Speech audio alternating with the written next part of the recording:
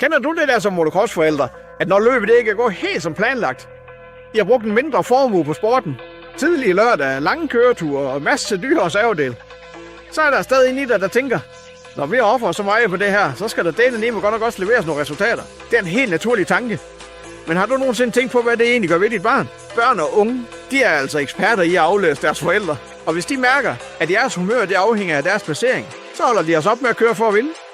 Så kører de for ikke at skuffe jer. Og kører, der er bange for at skuffe nogen, de kommer altså til at køre stift, langsomt, og så kommer de altså til at lave en masse fejl. Og så kommer jeres investering i sporten altså til at skabe det fuldstændig modsat af, hvad der I ønsker. Men det er der altså en løsning på. For det handler ikke altid om at ofre mindre. Det handler bare om at støtte rigtigt. Og hvad man egentlig siger, når løbet det går galt, jamen det ved de færreste motocrossforældre faktisk. Det er ikke fordi svaret det ikke findes. Det er bare ikke noget, der sådan rigtig bliver talt om. Så derfor så har jeg lavet en guide til jer, der viser jer præcis, hvad I skal gøre for at blive den støtte til jeres barn, som gør, at de kommer til at rykke sig. Så hvis I kunne tænke jer at få den, så skriv pres ned i kommentaren. Og så sender jeg den direkte til jeres indbakke. Helt gratis. For lad os lige være helt ærlige. Det bedste, I kan give jeres barn i motocross, det er altså ikke altid bare en ny cykel. Det er de rigtige rammer.